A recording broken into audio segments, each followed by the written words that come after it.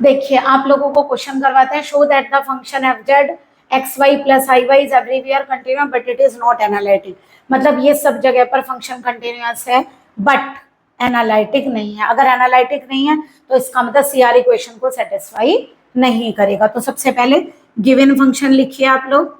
तो आप लोगों का जो फंक्शन है वो क्या है, वो है F Z equal to X Y plus I Y. इसकी कंपेयरिंग करिए, कंपेयरिंग विथ क्या फंक्शन बताया था हमने आप लोगों को, हमने बताया था एफ जेड को क्या लेते हैं u प्लस आई वी। तो दोनों की कंपेयरिंग करेंगे, क्या आएगा बताइए, u की वैल्यू आ गई एक्स वाई और v की वैल्यू आ गई y।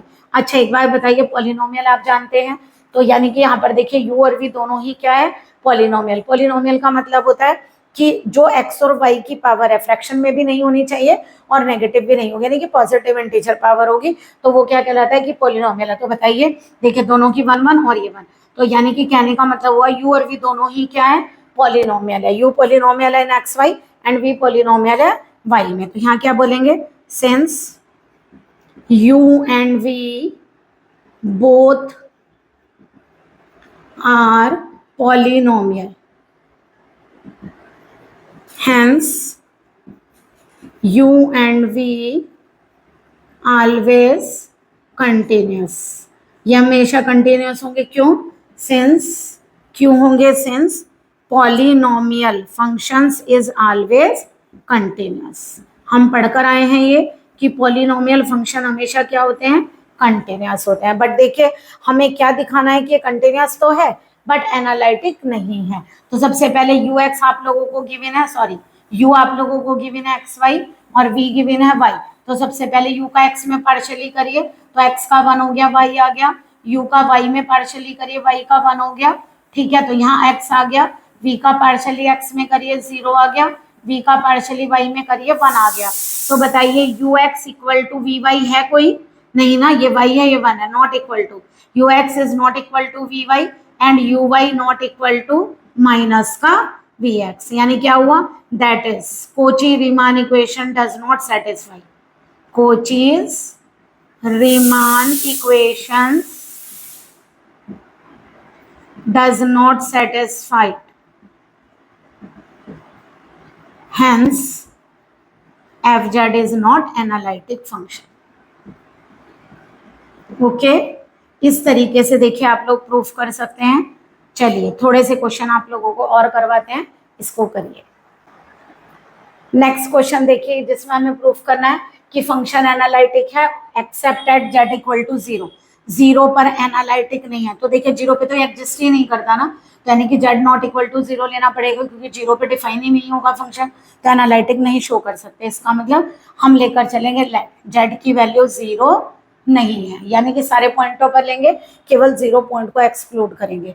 तो यहाँ पे गिवन क्या है बताइए, गिवन है F Z equal to 1 upon Z, ठीक है। बताइए 1 अपॉन जेड, जेड को कॉम्प्लेक्स में क्या बोलते हैं, X plus I Y. But हमें क्या करना है, इसे स्टैंडर्ड फॉर्म में अगर लाना है, तो आप लोगों को हमने फर्स्ट चैप्टर में सिखाया था, स्टैंडर्ड फॉर्म में लाने के लिए आप इसके कॉन्जुगेट से क्या करेंगे, प्रोडक्ट। तो बताइए क्या आ जाएगा, x minus i y, x plus I y के एक्स माइनस आई वाई से करेंगे तो x square plus Y square. तो एफ जेड की वैल्यू आ गई x upon x square plus Y square plus i minus का y upon x square plus Y square. तो सबसे पहले क्या करेंगे, इसकी कंपेयरिंग करिए, comparing f z, comparing with, direct लिख लीजिए, comparing with f Z equal to U plus I V, करिए कंपेयर।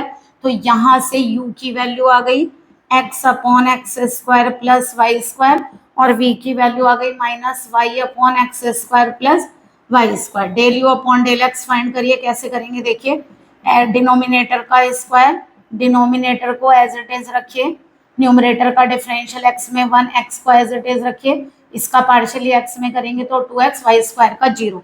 तो यहाँ से del you upon del x की value i y square minus x square, क्योंकि ये 2x स्क्वायर बनेगा, जब माइनस करेंगे तो माइनस का एक्स स्क्वायर आ जाएगा। अब जरा del you upon del Y करिए, देखिए जब del you upon del Y करेंगे तो एक्स तो कांस्टेंट की तरह ट्रीट होगा, 1 upon x square plus Y square को 1 अपॉन एक्स की तरह कर सकते हैं, 1 upon x square plus Y square का whole square, x square plus Y square में एक्स स्क्वायर का 0, वाई स्क्वायर का 2y।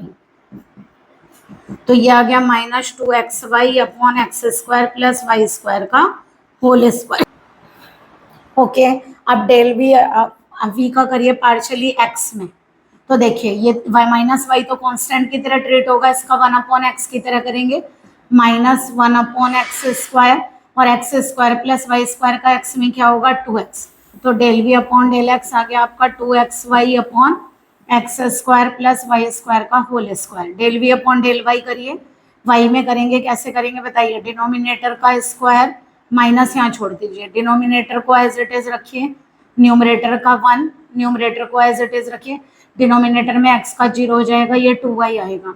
तो del we upon del Y की वैल्यू यहाँ से कितनी आ गई, ये आएगी। देखिए वाई स्क्वायर माइनस में आएगा, बट माइनस अगर अंदर ले जाएं तो Y square minus x square upon x square plus Y square का होल स्क्वायर, ये आएगा।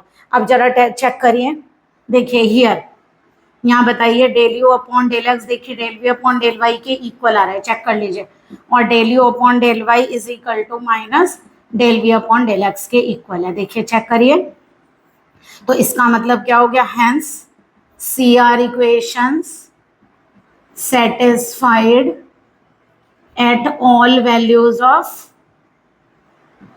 Z except Z is equal to 0।